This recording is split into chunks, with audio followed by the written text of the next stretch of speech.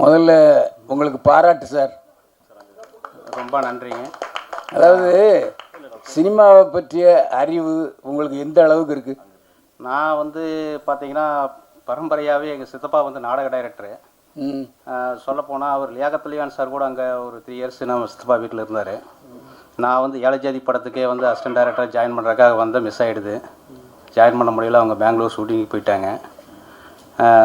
பார்த்திங்கன்னா அந்தளவுக்கு வந்து எனக்கு நாடகமெல்லாம் வந்து சித்தப்பா நடத்திட்டு இருந்தார். அதுக்கு பெரிய ஒரு கதை அது அந்தளவுக்கு இருந்துங்க. இப்போ எப்படின்னா நானும் இவர் டைரக்டர் 2 பேருமே ரூம்மேட்டு சென்னையில் கிட்டத்தட்ட 2000க்கு முன்னாடி ஒரு 4-5 வருஷம் இருந்தால். அப்புறம் மேரேஜ் பண்ணுறதுக்கு லேட் ஆச்சுன்னு சொல்லிவிட்டு நான் வீட்டுக்கு போயிட்டேன். போனதுக்கப்புறம் இங்கே மேரேஜ் பண்ணிவிட்டு இங்கே வர முடியல. திரும்ப உரக்கடை வச்சு தொழில் பண்ணிகிட்ருக்கேன். அந்த பிஸ்னஸ் கொஞ்சம் இன்ட்ரெஸ்டிங்காக ஜாலியாக லைஃப் ஒரு வித்தியாசமாக போயிட்டு இருந்துச்சு. அப்புறம் ஒரு படம் பண்ணலான்னு சொல்லிட்டு ப்ரொடியூசர் தேடிட்டு இருக்கும்போது நம்ம அணுகுனார். பார்த்தா கிடைக்கல. சரி நம்மளே பண்ணிடலான்ட்டு பண்ணோம். அவர் அமராவதின்னு சொல்லிட்டு அவர் விவசாயி. அவர் நம்ம கடைக்கு வருவார். ஒரு 10 வருஷமாகவே வந்தார்னா எப்போ சென்னை ஓலன்னு ஒரே வாரத்தை கேட்பார், போயிடுவார். இது வந்து எதாச்சியாக அமைஞ்சதுனால சரி நான் என்ன சப்போர்ட் பண்ண முடியுமா பண்ணலான்னாரு. அவர் பண்ணார். இன்றைக்கி வந்து இந்த படத்தை இந்த அளவுக்கு கொண்டு வந்து நிறுத்தியிருக்கிறோம்னா அது வந்து இவர் டைரக்டரோட நம்பிக்கை. அவர் பண்ணுவாருங்கிற நம்பிக்கை எனக்கு நல்லா தெரியும். ஏன்னா அவர் கூட ரொம்ப வருஷமாக பழகியிருக்கிறேன். எக்ஸ்ட்ரா திறமை இருக்குது அவருக்கு. ஆனால் இந்தளவுக்கு ஸ்க்ரீன் ப்ளே பண்ணியிருப்பாரா, இந்தளவுக்கு டைலாக் பண்ணியிருக்க முடியுமா அப்படிங்கிறது வந்து எனக்கே ஆச்சரியமாக தான் இருக்குது. ரொம்ப சூப்பராக பண்ணியிருக்கிறாரு. அதுக்கு ரொம்ப நன்றியை தெரிவிச்சுக்கிறேன். உங்களுக்கும் மீடியா நண்பர்களுக்கும் பத்திரிகை நண்பர்களுக்கும் ரொம்ப நன்றி தெரிவிச்சுக்கிறேன். இதனுடைய எதிர்காலம் உங்கள் கையில் தான் இருக்குது. நீங்கள் உங்கள் சப்போர்ட் ரொம்ப தேவை. நன்றி. இதில் நீங்கள் போட்ட முதலீடை எப்படியாவது மீட்டலாங்கிற நம்பிக்கை உங்களுக்கு எப்போ வந்துச்சு? படம் வந்து உங்களுக்கு எடுக்கும்போது ஓரளவுக்கு நம்பிக்கை இருந்து, அதாவது போயிருங்கிற நம்பிக்கை இதெல்லாம் இல்லை. ஆனால் கண்டிப்பாக ஜெயிச்சிருவோங்கிறது தெரியும். ஆனால் இந்த அளவுக்கு வருங்கிறது எனக்கு தெரியல. இப்போ இந்த டப்பிங் பேசும்போது இதெல்லாம் வந்து அந்த டயலாக் டெலிவரியில் வரும்போதெல்லாம் சொல்லுவாங்க, இந்த எடிட்டிங் பண்ணும்போது படம் நல்லா வந்திருக்குன்னு சொல்லுவாங்க. சரி பரவாயில்ல ஏதோ வந்திருக்குது அப்படின்னு தான் நினச்சிட்டு இருந்தேன். அப்புறம் படத்தை போட்டு பார்க்கும்போது தான் தெரிஞ்சுது படம் ஓரளவு நல்லா இருக்குது, எல்லாத்துக்குமே பிடிக்கும். பார்த்தவங்க யாருமே வந்து பிடிக்கலன்னு, ஒருத்தர் கூட வந்து பிடிக்கலன்னு சொல்லிட்டு போகல. நல்லா இருக்குதுன்னு தான் சொன்னாங்க. ஒரு சிலர் வந்து ரொம்ப சூப்பராக இருக்குது அப்படிங்கிற மாதிரி சொல்லும்போது எனக்கு ரொம்பவே சந்தோஷமாக இருந்தது. ரொம்ப தேங்க்ஸ். ஓகே, அதாவது question sir. Okay, thank you sir. Sorry sir, ஒருத்தரை மிஸ் பண்ணிட்டேன். விகடனை வந்து நம்ம ரொம்ப அருமையாக நடித்தார். உண்மையாலுமே விஜய் டிவியில் வந்து அடுத்த வடிவேலுங்கிற ஒரு ப்ரோக்ராமில் அவர் தான் வந்து ப்ரைஸ் வாங்கினார். அவங்க ரொம்ப நல்லா பண்ணாப்புல, ரொம்ப திறமையான நடிகர். ஒரு நாளைக்கு கண்டிப்பாக வந்து பெருசாக வருவார். ரொம்ப நன்றி. Thank you. Okay, thank you so much.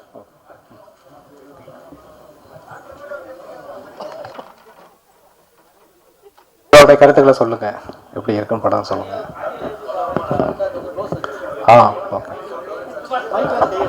Okay okay okay, thank you sir. அண்ணா நான் மைக் தரேன் நான் கேள்விக்கு நான் மைக் தரேன். Okay director sir. Sound sir, படம் ரொம்ப நல்லா இருக்கு, அருமையா இருக்கு. ரொம்ப நன்றி. இந்த படம் எப்படி உருவானது, எங்கெங்க எடுத்தீங்க, இந்த நாட்டை பத்தி சொல்லுங்க. நீங்க யார்கிட்ட ஒர்க் பண்ணீங்க, அதை பத்தி கொஞ்சம் விரிவா சொல்லுங்க. நான் வந்து ஃபர்ஸ்ட் வந்து அர்ஜுன் சார் கிட்ட ஒர்க் பண்ணேன், பரசுராம் மதராசி. அப்புறம் சரண் சார் கிட்ட வந்து வட்டாரம் படம் ஒர்க் பண்ணேன். அதுக்கப்புறம் வந்து அப்படியே முயற்சிகள் போயிட்டே இருந்துச்சு. இப்போ நம்ம படம் பண்ணியிருக்கோம்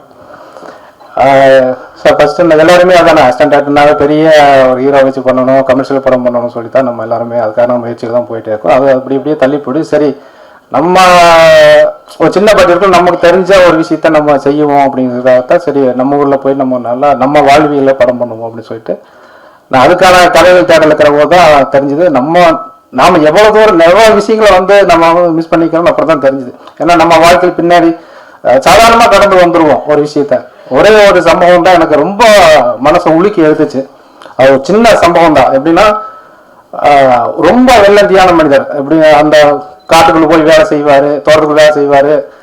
மற்ற எந்த வெளி உலக அறிவு கூட அவர் கிடையாது. போவாரு, காலையிலிருந்து சாயந்தரம் வரைக்கும் அந்த காட்டுக்குள்ள வேலை செய்வாரு, வந்துருவாரு. மானாவாரி தான், மானாவாரி இல்லைனாலும் அந்த கல்விகளை பொறிக்க போட்டு அப்படியே அந்த அவரு அந்த நிலத்தை தவிர வேற எதுவுமே தெரியாது. அப்படிதான் அவர் விளந்தியா வாழ்ந்தாரு. ஒரு இடத்துல அந்த அவங்களுடைய பசங்க 2 பசங்க வந்து பெருசாகி அவங்க ஒரு இடத்துல சரியா வேலைக்கு போகாம ஒரு இடத்துல அந்த நிலத்தை வித்துறாங்க. இது கூட அவருக்கு தெரியாது. ஏன்னா அவர் கூட்டிட்டு போறாங்க, கூட்டிட்டு போய் விசிட் ஆஃபீஸ்ல கூட்டிட்டு போய் விடுறாங்க. கூட்டிட்டு வந்து இந்த மாதிரி கடனாகி போச்சுப்பா, நீ கையெழுத்து போடு அப்படின்னு சொல்றாங்க. அப்போ கூட அவரு அப்படியா அப்படின்னு சொல்லிட்டு கையெழுத்து போட்டு வந்துடுறாரு. வீட்டுக்கு வந்துட்டு அது எப்பவும் போல மறுபடியும் வந்து அந்த நேரத்துலயே போய் மறுபடியும் வேலை செய்யறாரு. வாங்கணும் வந்து சரி ஏதோ சரி கொஞ்ச நாளைக்கு இப்படிதான் இருப்பாரு அப்படின்னு சொல்லிட்டு விட்டுறாங்க. ஆனா தொடர்ந்து அதை வந்து அந்த அந்த அந்த நேரத்திலேயே அவர் வேலை செஞ்சுட்டே இருக்காரு. ஒரு இடத்துல அந்த நேரத்தை விட்டு அவர் வரல. கிட்டத்தட்ட எனக்கு தெரிஞ்ச ஒரு 10 வருஷம் அந்த நேரத்திலேயே இருந்தார். கிட்டத்தட்ட ஒரு அந்த கிராமத்துல இருந்து ஒரு 4-5 கிலோமீட்டர் இருக்கும். நம்மளால இன்னைக்கு 1 கிலோமீட்டர் போனாலே அவ்வளவு பயமா இருக்கும். அந்த 10 வருஷம் அந்த ஒரு பெரிய கள்ளி செடி இருக்கும், அதுக்குள்ளேயே படுத்துக்குவாரு. அதுக்குள்ளே அந்த நேரத்துக்குள்ளேயே இருப்பாரு. ஈரமான நேரத்தை பத்தி பேசுவாரு. இவ்வளவு விளைஞ்சது, அவ்வளவு விளைஞ்சது, நீங்க அவ்வளவு எடுத்துட்டு போங்க, இவ்வளவு எடுத்துட்டு போங்க. நைட்டு 2-1 மணி வரைக்கும் கத்திக்கிட்டே இருப்பாரு. வீட்டுக்கே வரல. சாப்பாடு கொண்டு போய் வைப்பாங்க, ஒரு சாப்பிட்டு சாப்பிடுவாரு, இல்லை சாப்பிட மாதிரி. இந்த மாதிரி அவர் ஒரு இடத்துல மனப்பித்தலாகி அந்த நேரத்திலேயே இருக்காரு. ஒரு நாள் வந்து பாத்தீங்கன்னா அந்த சத்தம் வரல. எல்லாரும் போய் பார்க்குற போது நிலத்தை செத்து கிடக்குறாரு. ஸோ அந்த மனிதனோட கதை தான் நம்ம சொல்லணும்னு சொல்லி நம்ம அந்த கதை பண்ணியிருக்கேன்.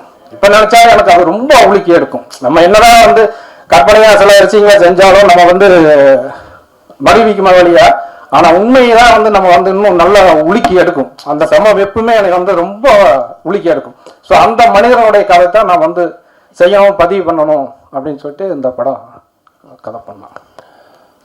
இந்த படத்தை விருதுகளுக்கு ஏதாவது அனுப்பிச்சிருக்கீங்களா? அனுப்பிச்சிருக்கேன் சார். ஓகே. இந்த படத்தோட கதாநாயகன் மிஸ்டர் கணேசன் தானே அந்த நல்ல பாடலாக நடிச்சவர்? பரோட்டா முருகேசன். பரோட்டா முருகேசனா? அவர் வரலையா? இல்லை சார், அவர் ஏதோ கொஞ்சம் அந்த மலேசியாவில் ஏதோ கொஞ்சம் ப்ரோக்ராம் இருக்கிறனால அங்கே இருக்காருனால வர முடியாமல் போயிடுச்சு. சரி, ஓகே, வாழ்த்துக்கள். Okay, thank you sir. Sir director sir படம் ரொம்ப நல்லா இருக்குது. ஆனால் அந்த டைட்டில் நீங்கள் சொல்கிறப்பே சொன்னீங்க ஒண்டி முனியும் நல்ல பாடம். நல்ல படம். ஆமாம். ஆனால் அது டக்குன்னு படிக்கிறதுக்கு நானே இங்கிலீஷில் டைட்டில் வந்தப்போ நல்லா பாடணும் அப்படிங்கிற மாதிரி தோணுச்சு. கொஞ்சம் ஏதாவது மாற்றிருந்தா இன்னும் கேட்கல. அது எனக்கு அது உண்மையாலுமே அது நானும் ஒன்று உணர்ந்தேன். நம்ம இன்னும் கொஞ்சம் எளிமையாக கொஞ்சம் டைட்டில் வச்சு இருந்திருக்கலாமோ அப்படின்னு சொல்லி. என்னன்னா அந்த நம்ம எழுதுற போதும் சரி, நம்ம அந்த பார்த்த விஷயங்கள் அந்த மனிதனோட வாழ்ந்த போது கடைசியில் என்ன அந்த அந்த என்ன சொல்றதுன்னா அந்த கேரக்டர் வந்து நம்மளால வெளியே வர முடியல. அந்த அந்த மனிதனை நான் பார்த்து அதை எழுதுற போதும் சரி, நம்ம படமாக்கும் போதும் சரி, அதை அப்படியே நம்ம உள்வாங்கிறதுனால எனக்கு அது வந்து ரொம்ப ரிலேட்டடாக இருந்துச்சு. அந்த நல்ல படம் விட்டு என்னால் வெளியே வர முடியல. அந்த தாக்கத்தில் வச்சதுதான் அந்த டைட்டில். அது மாதிரி படத்தில் வந்து சார் நல்லா காட்டிருக்கீங்க. ஆனால் பண்ணையார் தான் 2 பண்ணையாருங்கிறீங்க. உங்க பக்கம் வழக்கம்னு நினைக்கிறேன். அந்த சைடுல பண்ணாடியோட மனைவிகளுமா வேலையை வாங்கிட்டு கூலி கொடுக்காம அனுப்புவாங்க. அந்த அளவுக்கு காட்டணும். இல்ல, இது இன்னுமே அது வந்து என்ன எதுவுமே எங்க கற்பனை கிடையாது. நான் அங்க ஒரு கேரக்டர் அப்படிதான் இருந்தாங்க. அவர் என்னன்னா வட்டிக்கு விடுவார். அவர் வந்து அந்த பண்ணாடி வந்து என்னன்னா வட்டிக்கு விடுவாங்க. நீங்க காலையில சாயந்தரமோ மதியமோ போனீங்கன்னா வட்டி தர மாட்டாரு. ஈவினிங் காலையில் 7 மணிக்கு போகணும். அவர் தோட்டத்தில் வேலை செஞ்சுட்டு இருப்பார். அவரோட சேர்ந்து நீங்கள் வேலை செய்யணும். சாயந்தரம் வரைக்கும் வேலை செய்யணும். அப்படி யார் எத்தனை பேர் வேலை செய்யணும்? ஒரு நாளைக்கு 10 பேர் அந்த தோட்டத்தில் வேலை செஞ்சுட்டு இருப்பார். 10 நாள் 10 பேர் வேலை செய்வாங்க. சாயந்தரம் கூட்டிகிட்டு போய் வட்டி கொடுப்பாரு, ஃப்ரீயாக வேலை வாங்கிப்பார். இது வந்து உண்மையாக நடந்த ஒரு விஷயம் தான். எல்லாருக்குமே தெரியும் அந்த கிராமத்தில். அதான் அந்த கேரக்டர் கொண்டு வந்துடல. Correct sir. எல்லா பண்ணையாரும் அப்படியே எங்கள் ஊர் பக்கம் கொஞ்சம் நல்ல பண்ணையார்களும் இருக்காங்க சார். எல்லாருக்கும் நம்ம இருக்கோம். நம்ம அப்படி இருக்கிறவங்களையும் நமக்கு காமிக்கணும் இல்லையா, சொல்லணும் இல்லையா? அதுதானே சுவராசியமாக இருக்கும். அதே மாதிரி கதை ரொம்ப நல்லா பண்ணியிருந்தீங்க, நீட்டாக இருந்தது. இதே மாதிரி ஒரு கதை பார்த்துருக்குறோம், ஆனால் இந்த மாதிரி இல்லை. இது எக்ஸ்ட்ரானரியாக இருக்குது. ஆனால் ஒரே ஒரு இடத்துல கதை அதை ஃபீல் பண்ணீங்களா நீங்கள்? ஏன்னா இந்த பையன்களோட சேர்ந்து 2 வீலரில் சுற்றுறாங்க ஃப்ரெண்ட்ஸுங்கெல்லாம். ஆனால் அப்போல்லாம் எங்கள் வீட்டு டம்ளரில் நீ குடிக்கணும்னு ஆசைப்பட்டு இறந்து அவங்க தான் உசிப்பு விடுறாங்க. டே வால் பார்க்குது வால். ஊரில் கிராமத்தில் வந்து பக்கத்து கிராமத்து பொண்ணு கூட யார் என்னங்கிறது தெரியும். அது சினிமாட்டிக்காக இருந்தது. அதை யோசிச்சிங்களா நீங்கள்? இல்லை சார், அது என்னன்னா இப்போ எங்கே அவங்க பிரிக்கிறாங்க அப்படின்னா அந்த நிலத்தை பற்றி பேசிகிட்டு இருக்கிற போது அந்த தாசில்தாரும் பெரிய பண்ணாடியும் பேசிகிட்டு இருக்கிற போது அந்த இவங்க பேசிகிட்டு இருக்கிறது வந்து அந்த நிலவடனோட பையன் வந்து கவனிச்சிருவான். அவள் கவனிச்சுனா இரு அவனுக்கு ஒரு வேட்டி வைக்கிறேன் அப்படின்னா இவனை எப்படி பிரிக்க வைக்கிறது அப்படிங்கிற போது அந்த பசங்களுக்கிட்ட வந்து இந்த ஜாதியை சொல்லி பிரிச்சுட்டான் அப்படிங்கிறக்காக தான் அந்த வச்சுருக்கோம். ஏன்னா எல்லாத்துமே சுயநலம் தானே, சுயநலம் எங்கே வரும்போது அந்த ஜாதியை அது ஏதோ ஒரு ஜாதியை வந்து கருவியாக நம்ம பயன்படுத்திட்டோம்ல. அதான் இல்லை ஒண்டி முனியும் நல்லா பாடணும், நல்ல ஒரு தலைப்பு. இப்போ லேட்டஸ்ட்டாக பார்த்தீங்கன்னா கூழாங்கல், இந்த கொட்டுக்காளி, ஜமா அந்த வரிசையில் வந்திருக்கு. ஓகே, நன்றி சார். ஸோ நீங்கள் ஃபஸ்ட்டு டிஓபியை எப்படி செலக்ட் பண்ணீங்க? ஏன்னா அவருடைய கண் இதில் நல்லா வேற லெவலில் விஷுவல் காமிச்சிருக்காரு.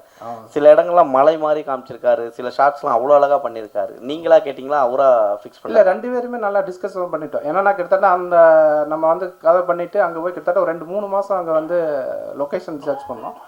அதில் தேடி அங்கே அந்த லொக்கேஷன் நம்ம எப்படி காமிக்கணும் அப்படின்னு சொல்லி 2 பேருமே மொபைல்லேயே ஃபஸ்ட்டு அந்த ஷார்ட் எல்லாம் கம்போஸ் பண்ணி பார்த்தோம். இந்த இடத்துல இருந்து இப்படி காமிக்கணும் அப்படின்னு சொல்லி அவரும் நானும் டிஸ்கஸ் பண்ணி தான் அந்த ஷார்ட்டை கம்போஸ் பண்ணோம். படம் முழுக்க கதை ட்ராவல் சூப்பராக இருக்குது, அந்த ஆடு போகிறது எல்லாமே.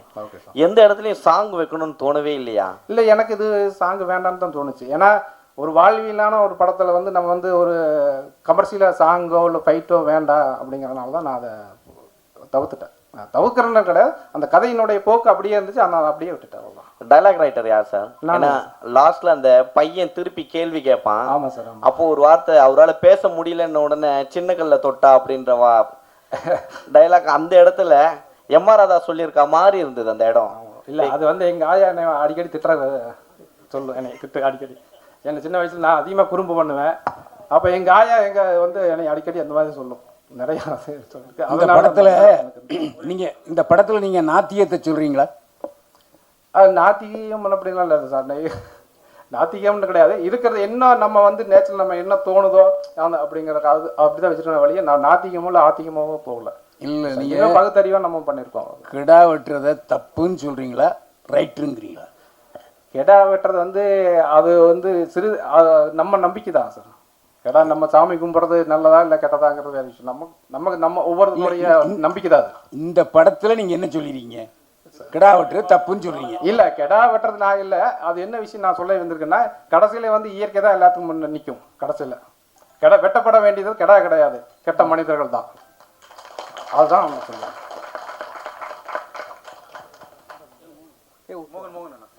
சார், படத்தில் வந்து லாஸ்ட்டாக ஒரு சீன்ஸ் வச்சுருக்கீங்க. இது வந்து உண்மை சம்மந்தம் எடுத்தப்பட்ட படமா? ஏன்னா இதனால தான் வந்து அரசாங்கமே தடை பண்ணாங்க இந்த கெடா வெட்டுற விஷயம். இந்த கோயிலில் வந்து ஒரு விஷயம் நடக்கும்போது குடிச்சிட்டு சண்டை போட்டு அவங்களுக்கு வெட்டிக்கிறாங்கன்ட்டு.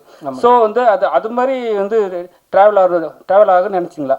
இல்லை சார், இப்போ நீங்கள் இந்த எல்லாமே வந்து அந்த சம்பவங்கள் எல்லாமே வந்து நான் பார்த்த எனக்கு நடந்த விஷயங்கள் தான். இந்த கொலை வெட்டுற விஷயங்களோட பார்த்தீங்கன்னா எங்கள் தாத்தாவுக்கு நடந்தது தான். எங்கள் தாத்தா வந்து அப்போ வந்து படிப்பறிவு இல்லாதனால கொஞ்சம் படிப்பறிவு அந்த சமயத்தில் இருக்கிறவோ அது என்னன்னா எங்கள் தாத்தாவுக்கிட்ட சொல்லி அந்த நிலத்துல வந்து ஒரு குளம் வெட்டிட்டாங்க. அப்புறம் ஒரு கட்டத்தில் தெரிஞ்சது இல்லை, அது அவங்க நிலத்துல தான் வந்தது, அவங்க தாத்தாவுக்கு வந்து படிப்பறிவு இல்லைங்கிற போது இந்த நிலத்தை அந்த விஓவும் தாசில்தாரையும் கைக்குள்ளே போட்டு அவங்க மாதிரி செஞ்சுட்டாங்க அப்படிங்கிறது அப்புறம் ரொம்ப நாள் கழிச்சு தான் எங்களுக்கு தெரியும். அந்த சம்பவங்கள் எல்லாமே நான் கோர்த்து தான் எதுவுமே வந்து இதில். ரெண்டாவது வந்து அந்த கோயில் வந்து உண்மையாலுமே அந்த ஆதிக்கமாக்குறவங்க அந்த இருக்கிற பண்ணாடிங்க வந்து அவருக்கு இவங்கெல்லாம் சாமி கும்பிட்டு கூட சரி, இன்னொன்று வந்து எங்கள் நிலம்னு சொல்லிட்டு கம்பி வேலி போட்டாங்க, பென்சிங் போட்டு உள்ளே போகக்கூடாது அப்படின்னு சொல்லிட்டாங்க. ஆனால் அதில் என்னென்னா 2-3 பேர் அந்த கெடா வெட்டணும் அப்படிங்கிறது வந்து உண்மையாகவே நடந்துச்சு. ஏன்னா எங்கள் தோட்டத்துக்கு ஆப்போசிட்டில் இருக்கிற தோட்டத்தை அவர் கெடா வெட்டிட்டு அதை வெட்டணும் ரொம்ப நாளாக பண்ணிட்டு தான் கோர்ட்டு கேஸு அப்படின்னு சொல்லி போயிட்டே இருந்துச்சு ரொம்ப நாள். அப்புறம் என்ன நடந்துச்சுன்னா ஒரு கட்டத்தில் என்னென்னா அவங்களுக்குள்ளேயே அந்த பங்காளிக்குள்ளே சண்டையாகி ஒன்றுக்கு அடிச்சுக்கிட்டு கோர்ட்டுக்கு போயிட்டாங்க. இல்லை, அது நான் இது கொஞ்சம் கற்பனைக்காக என்ன கடைசியில் வந்து அவங்க என்ன இவங்களே தனியாக ஒரு இடத்த சூஸ் பண்ணி இவங்களோட இடத்துல வச்சு ஒரு கடை வெட்டிக்கிட்டாங்க. அந்த சார் டேரக்டர் சார், அது மாதிரி 2 வில்லன்களையும் எங்கே சார் பிடிச்சிங்க? அந்த கார்த்திகேசன் சார் நமக்கு தெரியும், ஒரு படம்லாம் நடிச்சிருக்கிறாரு. அந்த இன்னொரு வில்லனும் அவருக்கு ஈக்குவலாக டஃப் கொடுத்தாரு. அதே மாதிரி அந்த டயலாக்லாம் ஆமாம் நீ வந்துட்டாலும் கிழிச்சிருவோம் மாட்டேங்கினா அந்த மாதிரி அந்த வீட்டு லேடியே பேசுறது ரொம்ப பிரமாதமாக இருந்தது இயற்கையாக.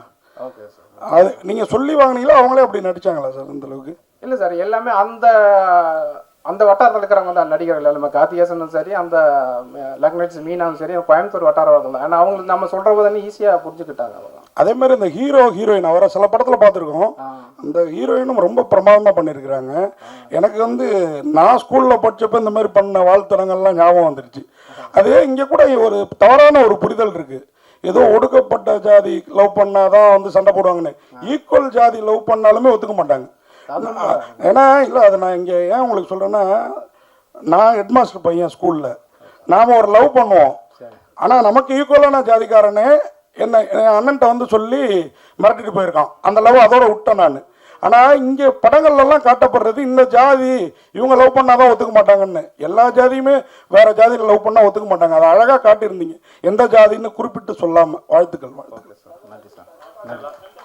சார் சார் இங்கே ஆக்சுவலாக படத்தில் வந்து அந்த லவ் பண்ணுற சீன் காமிச்சிருக்கீங்களே, அது எல்லா பெண்களும் அந்த மனநிலையில் தான் இருக்குன்னு நினைக்கிறீங்களா? இருக்கிற ஜென்ரேஷன்ஸ்லாம் இப்போ வர பெண்கள்லாம் ஒரு பைக் புதுசாக எடுத்துகிட்டு வந்து அவங்க லவ் பண்ணணும், நீ காமிக்கிற விதம் வந்து பெண்களை கொஞ்சம் தவறாக காமிக்கிற மாதிரி இல்லையா? இல்லை, அது எல்லா பெண்களுமே அப்படி நம்ம சொல்ல முடியாது கண்டிப்பாக. பட் நான் காலேஜில் படித்தபோது உண்மையிலே அதான் நடந்துச்சு. நான் நடந்து போயிட்டு பஸ்ஸில் இறங்கி போவேன், என்னை பார்க்க மாட்டாங்க. என்னை விட சுமாராக இருப்பான், பைக்கில் வருவான், அவங்களோட பிக்கப் பண்ணிட்டு போயிடலாம். ஸோ என்ன பார்த்தா பைக்கு தான் முதன்மையாக இருக்கும். ரொம்ப கஷ்டம் அந்த காண்டில் வச்சோம்தான். சார் சார் இந்த படத்தில் சார் ஹீரோ வந்து அவர் எப்படி செலக்ட் பண்ணீங்க? அவர் வந்து சின்ன சின்ன கேரக்டர் பண்ணிட்டு இருந்தார், புரோட்டா கோடு போடுறவர். அது மாதிரி ஒவ்வொருத்தரையும் இந்த ஒவ்வொரு வரி சொல்லுங்களேன், யார் யார் நடிச்சிருக்காங்க, பேர்னு எல்லாருமே நல்லா பண்ணியிருக்காங்க, கொஞ்சம் அறிமுகப்படுத்தி. முதல்ல அந்த ஹீரோ சொல்லிடுங்க. ஹீரோ வந்து விஜயன் சார். விஜயன் அவர் வந்து கூத்துப்பட்ட ஆர்டிஸ்ட்டு. அவர் நிறையா ரொம்ப திறமையான நடிகர் தான். அவர் சரியான வாய்ப்பு கிடைக்கல. பட் எனக்கு அது இந்த கேரக்டருக்கு அந்த நேட்டிவிட்டியும் அது அவரோட பேஸு கரெக்டாக இருந்துச்சு. அதனால் அவரை சூஸ் பண்ணி நடிக்க வச்சேன். அப்புறம் வந்து வித்யா, அது கோயம்புத்தூர் பொண்ணு தான். அவங்கள ஃபஸ்ட்டு அங்கே பார்த்த உடனே சரி இந்த நம்ம ஊரில் இந்த பொண்ணு ஒரு சிம்பிளாக அழகாக அந்த மாதிரி தான் இருப்பாங்க, அப்போ இதவே நம்ம சூஸ் பண்ணி சொல்லிட்டு அவங்கள நடிக்க வச்சேன். மரும்பிள்ளைய சொல்லுங்க. மரும்பிள்ளை, ஆமாம் ஆமாம். அவர் ஃபஸ்ட்டு வந்து சரி அதுக்கு நிறைய பேர் தேடினேன், அந்த மாதிரி ஒரு கேரக்டர் வேணுமே சொல்லிட்டு தேடினேன். அவர் வந்து சென்னை தான். ஃபஸ்ட்டு ஒரு நம்ம மொபைல்லையே வந்து அந்த சீன்ஸோட சீக்வன்ஸை சொல்லி எனக்கு கொஞ்சம் ஆடிஷன் பண்ணி எனக்கு மொபைலில் அனுப்புங்க அப்படின்னு சொன்னங்காட்டி அதில் கொஞ்சம் நல்லா பண்ணி தப்பிட்டு. பட் என்னென்னா கொஞ்சம் டைலாக் விட்டுருவார். பட் பாடி லாங்குவேஜாக அந்த மேனேஜ் பண்ணிட்டாப்புல. ஆமாம், அது அந்த கேரக்டருக்கு நான் கரெக்டாக இருந்தார், செட்டப் இருந்தார். இல்லை அது என்ன விஜய் சேனாதிபதி விஜய் சேதுபதிக்கு போட்டியா? சார் அதே மாதிரி இந்த பொண்ணு கேரக்டர் பிரமாதமாக பண்ணியிருந்தாங்க சார். வாழ்த்துக்கள்மா, வாழ்த்துக்கள். ஓகே, ஆமாம். சித்ரா வந்து அவங்களும் தான். நான் அவங்களுக்கு சொன்னால் சரி அவங்க அவங்களுக்கு தேடிட்டு தான் இருந்தேன். விஜய் சேனாதிபதி தான் சொல்லி விட்டாப்புல இந்த மாதிரி ஒரு பொண்ணு இருக்காப்பான்னு சொல்லி போட்டாலும் பார்த்தா அவங்களும் அந்த ஃபேஸ் அந்த கரெக்டாக அந்த லேண்ட்ஸ்கேப் கரெக்டாக இருந்தாங்க. வர வச்சேன், ஒரு 2-3 சீன் நடிக்க வச்சா சூப்பராக அதை பண்ணிட்டேன், கேரி பண்ணி சூப்பராக பண்ணாங்க. உண்மையாலே நல்லா பண்ணாங்க, அந்த கேரக்டர் கரெக்டாக இருந்தாங்க சார். ஆமாம். இல்லை சார், இப்போ அவங்க என்னன்னா இவனுடைய சூழ்நிலை புரிஞ்சுக்கிடுச்சு. இப்போ நம்ம என்ன அப்பா வந்து எப்படியாவது அந்த கிடாய் வெட்டணுங்கிற தவிப்பு இருந்துட்டு இருக்காரு. இப்போ மறுபடியும் நம்ம இந்த பொண்ணை கூட்டிகிட்டு போயிட்டா மறுபடியும் பெரிய பிரச்சனையாகும், சண்டை வரும். அப்படிங்கிறக்காகவே சரி இப்போ நம்ம வேண்டாம் இப்போ ஒரு சுச்சுவேஷனுக்கு அப்படிங்கிறக்காக அப்பாவோட நிலைமைக்காக வந்து நான் வரல, இப்போ வந்து கிடா வெட்டுறது தான் எனக்கு முக்கியங்கிறதுனால தான் அந்த கிடாய்க்கு எடுத்து புள்ள போடுறேன். அந்த பொண்ணு வந்து அண்டர்ஸ்டாண்ட் பண்ணிவிட்டு சரி வேண்டாம்னு சொல்லி திரும்பி போயிடுறான். பராட்டா முருகேஷன் வந்து ஆக்சுவலாக இன்றைக்கி வர இருந்துச்சு. அவருக்கு ஏதோ ஷெட்யூல் வந்து இந்த மலேசியாவில் இருக்கிறதுனால வர முடியாமல் போச்சு. அவர் நல்லா பண்ணினார், நிறையா கஷ்டப்பட்டு அந்த கல் முழுக்கெல்லாம் செருப்பு போடாமையே ஓட வச்சு எல்லாம் ரொம்ப கஷ்டப்பட்டு நல்லா லைவாக பண்ணார். உண்மையாலும் மிகப்பெரிய உழைப்பு தான் அவர். கண்டிப்பாக வில்லம் பண்ணையார் இருக்கார்ல. ஆமாம் சார், வில்லம் பண்ணையார் வந்து அடுத்தடுத்த படத்தில் ஹீரோவை பண்ணிட்டு இருக்காரு. ஆமாம், அவரை போய் ரொம்ப இதாக இப்போ விக்கெல்லாம் வச்சு விஜய் ரேஞ்சுக்கு நடிச்சிட்டு இருக்காரு சார் அவர் நல்லா பண்ணாருங்க. ஃபஸ்ட்டு வந்து சும்மா முறுக்கிட்டு நின்னார் இந்த நாட்டாமையில மாதிரி. இதெல்லாம் பேசுறீங்க அங்கே நம்ம ஊரில் எப்படி வந்து நிற்பாங்களா, நம்ம பண்ணாடினா எப்படி சிம்பிளாக வருவாங்க. எதையும் வந்து எதிர்த்தோ அதட்டியோ இல்லை வந்து வேலை வாங்க மாட்டாங்க. ரொம்ப தட்டி கொடுத்து பணிவாக தட்டி கொடுத்து வேலையை வாங்கிடுவாங்க.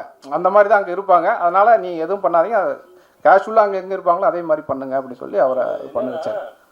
அவர் வில்லன் கேரக்டர் அப்படின்னு சொன்னோடனே நான் நினச்சிட்டா நம்ம சரத்குமார் சார் மாதிரி சேரன் பாண்டியன் மாதிரி அடிசுமா அப்படி பாடியெல்லாம் ஏற்றிக்கிட்டு அப்படி ஜம்முன்னு போயிடுவோம், அப்படி நெப்போலியன் சார் மாதிரி இப்படி நிற்கலான்ட்டு நான் அப்படியே போய் நின்று அப்படி முறுக்கிக்கிட்டு சார் அதெல்லாம் நீங்கள் பண்ண வேண்டாம், நீங்கள் இப்படி தொங்க விடுங்க, அந்த எப்படி இருந்தேன்னா இப்படி ஆன மாதிரி இப்படி ஆகிடுங்க. நான் எப்படி தான் இப்போ பார்த்தீங்கன்னா இல்லையா, நான் இப்படி இருந்தேன் அந்த அப்பா லாரா படத்துக்கு அந்த டைமில் பண்ணும்போது போலீஸ் கேரக்டர் இருக்கும்போது நான் அப்படி இது பண்ணினேன்.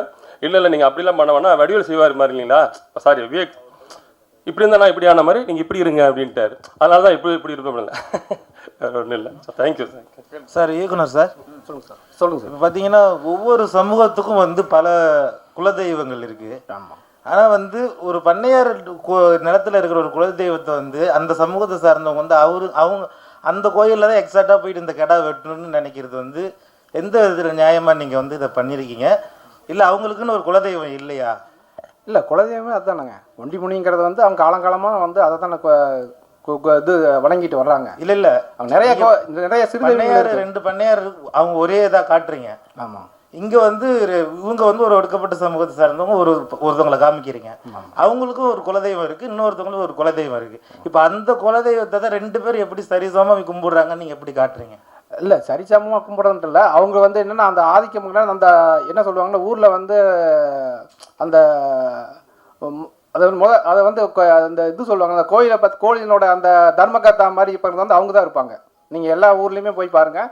அந்த இவங்க தாழ்த்தப்பட்ட கோயிலாக இருந்தாலும் அதுக்கு தர்மகர்த்தா யாருன்னு பார்த்தீங்கன்னா அங்கே இருக்கிறவங்க பெரிய பண்ணாடிக்கா அந்த மாதிரி பெரிய அவங்க தான் கணக்கு வழக்கு வைப்பாங்க, எல்லாமே செய்வாங்க. இன்னும் ஊரில் அப்படி தான் இருக்காங்க. இல்லை அந்த நிலைமை அவங்களோடது தானே, நிலைமை அவங்க தான் அந்த முன்னாடி. ஆமாம், அவங்கள்ட்ட வந்து அவங்களுக்கு நிலைமை அவங்க நிலம் தான் இருந்துக்குது. ஒரு கட்டத்தில் அவங்க நிலம் கைவிட்டு போய் அந்த சாமியும் அவங்க கிட்ட கரெக்டாக சொல்லுங்க. அதுக்காக தான் சார் கடைசியா எங்கெங்க ஷூட்டிங் எடுத்தீங்க? ரொம்ப நல்லா இருந்த லேண்ட்ஸ்கேப்பு. அப்புறம் அந்த குட்டி பையனை சொல்லுங்க, நல்லா பண்ணியிருந்தார். ஆமாம், அது என் பையன் தான், என் மகன் தான். ஆக்சுவலாக அவன் வந்து ஃபஸ்ட்டு வந்து நான் சொன்னாங்க ஒய்ஃபு சரி சொன்னாங்க இந்த மாதிரி அவனும் இன்ட்ரெஸ்ட் ஆகிறா பண்ணி. இல்லை அவன் பயங்கரமாக குறும்பு பண்ணுவான், சொன்னால் கேட்க மாட்டான், வேண்டாம் நான் ஊர்லேயே ஒரு நல்ல பையனை பார்த்து பண்ணிக்கலாம் அப்படின்னு சொல்லி விட்டுட்டேன். சரி அப்போ லீவும் போது வந்து சும்மா ஷூட்டிங் பார்க்க வந்தால் சரி பண்ணுறா ஒரு சீனு அப்படின்னு சொல்லி காமிச்சு அவன் பார்த்தா நல்லா பண்ணால் கடைசியில் பார்த்தா நான் கட்டு சொல்கிறக்குள்ளேயே அவன் கட்டு சொல்லிடுவான். அப்புறம் அவங்க நடிக்கிறதுக்கு முன்னாடியே பாப்பா அவங்க நல்லா நடிக்கிறப்பா கட்டு சொல்லுப்பான்ருவான். அந்த மாதிரி அவன் அப்புறம் ஏன் ஆடுக்கெல்லாம் க்ளோஸ் வைக்கிறீங்க, எனக்காக க்ளோஸ் வைக்கல அப்படின்னு கேட்பான். அந்த அளவுக்கு அவன் அதில் இன்ட்ரெஸ்டாக இருந்துச்சு அவனுக்கு. டைலாக்குமே பார்த்தீங்கன்னா அந்த லென்த் டைலாக் பேசுவாங்களா அது ஒரே டேக்கில் அடித்தான். அது எனக்கே போய் பார்த்து நானே சில சமயத்தில் இப்போ பேப்பர் பார்த்து என்னால் சில சமயத்தில் வந்து அந்த ஃப்ளோவாக சொல்ல முடியாது. ஆனால் அவன் ஃப்ளோவாக பேசினான். எனக்கு அது ரொம்ப ஆச்சரியமாக இருந்துச்சு. அது டப்பிங்லையும் அதே மாதிரி பேசினான். எனக்கு ரொம்ப அது ஆச்சரியமாக இருந்துச்சு, இந்த அளவுக்கு பண்ணுறாங்க. ஆமாம் சார், நன்றி சார்.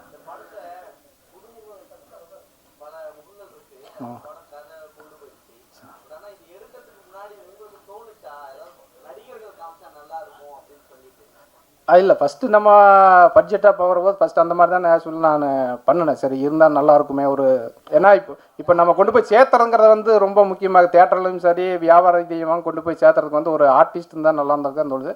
சில சமயத்தில் நம்ம ஒரு பட்ஜெட்டுங்கிற வரபோது சரி ஓகே நம்ம முதல்ல ஒரு படம் எடுப்போம், நல்ல படமாக எடுப்போம், ஏதோ ஒரு விதத்தில் கொண்டு போய் நம்மளுக்கு ஒரு அட்ரஸ் ஒரு ஐடி கார்டு கிரியேட் பண்ண வேண்டும் அப்படிங்கிறக்காக தான் நம்ம அது பண்ணோம். ஏன்னா பட்ஜெட்டுங்கும் போது அதுக்கு வந்து நம்ம கருப்பிச்சாமி வந்து ரொம்ப ஹெல்ப் பண்ணார். ஏன்னா அது ரொம்ப ஏன்னா அவர் ஷூட்டிங்கே வரமாட்டாப்புல மறுபடியும் நைட்டு ஃபோன் பண்ணி சொல்லி ஏங்க வரலைங்கன்னா ஏங்க நான் அங்கே வந்துட்டு அங்கே யாருங்க காலையில் கறந்துச்சா கடன் வாங்க போகிறது, கடன் வாங்கி தான் கடைசி அனுப்பணும் அப்படிம்பாரு. அந்த அளவுக்கு எனக்கு சில சமயத்தில் ஐயோ அது ஏன் அவர் கொண்டு வந்து மாட்டி விட்டோமே, ஐயோ தப்பாக போயிடுச்சோ அப்படின்னு சொல்லி கூட நைட்டு நான் ரொம்ப ஃபீல் பண்ணிக்கிறேன். ஆனால் அதெல்லாம் இல்லாமல் தொடர்ந்து வந்து அதை வந்து பண்ணி இந்த அளவுக்கு கொண்டு வந்து விட்டது வந்து மிகப்பெரிய எனக்கு நன்றி சொல்லணும். அவர் கருப்பிசாமியும் சரி அமராவதி இணை தயாரிப்பாளரும் சரி நான் சொல்லணும், கண்டிப்பாக நன்றி.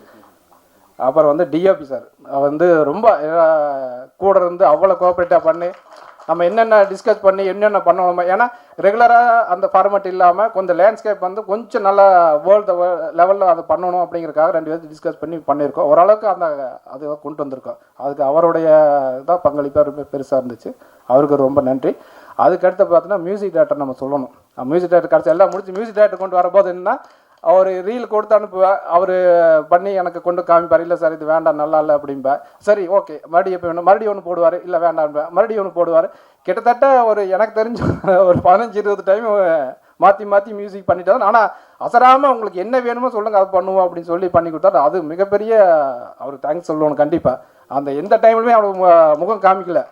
சரிங்க சார் ஓகே பண்ணிக்கலாமே, ஓகே உங்களுக்கு எப்படி வேணும் அப்படின்னு சொல்லி அது ஒவ்வொரு டைமும் நமக்கு மாற்றி அதை பிடிச்சா நல்லா ஒரு மிகப்பெரிய அந்த பேக்ரவுண்ட் மியூசிக் வந்து ரொம்ப சூப்பராக இருந்துச்சு. ஏன்னா அந்த வட்டார வழக்கில் இருக்கிற அந்த சவுண்டை அப்படியே கொண்டு வந்தார். அது ரொம்ப யூஸ்ஃபுல்லாக இருந்துச்சு.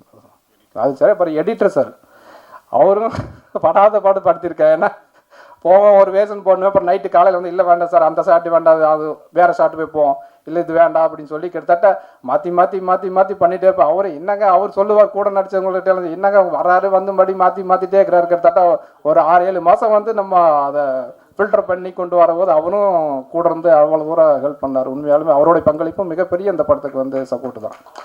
டைரக்டர் சார், நீங்கள் வருத்தப்பட்டீங்க இந்த படத்தில், அதாவது கேட்டாரு அதனால சொன்னீங்க ஒரு பிரபல முகம் இருந்தால் பிஸ்னஸ்க்கு நல்லா இருக்கும்ட்டு. ஆனால் இந்த படத்தில் நடிச்சிருக்க அத்தனை பேரும் அடுத்தடுத்த படங்களில் இந்த படம் மூலயமா பிரபல முகமாவாங்க. உங்களுக்கும் பெரிய வெற்றி வாய்ப்புகள் அடுத்தடுத்து வரும். குறிப்பாக கேமராமேன், எடிட்டர், நடிச்சிருக்கிற அத்தனை பேரும் அந்த சின்ன பையன் தொடங்கி அதுக்கு மனசு தளர விடாதீங்க. பிரமாதமாக இருக்கு படம். வாழ்த்துக்கள். ரொம்ப நன்றி சார். வாழ்த்துக்கள் சார். வாழ்த்து. ஓகே. பேசுங்க.